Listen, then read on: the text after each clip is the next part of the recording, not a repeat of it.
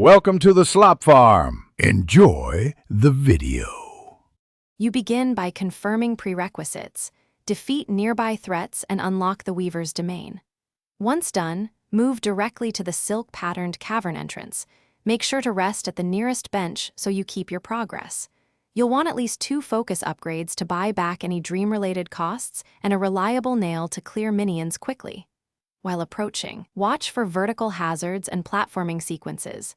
Stay patient and use dash movements to close distance and trigger the encounter without unnecessary detours.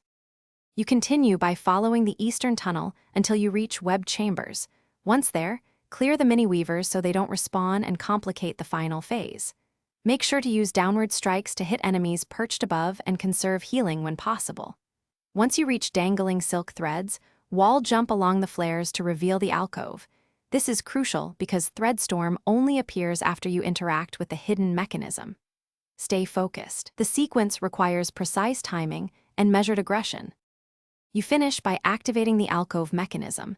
Immediately prepare to dodge a silk projectile barrage and reposition to avoid being trapped. Once the Weaver Guardian spawns, prioritize quick strikes and smart dodges.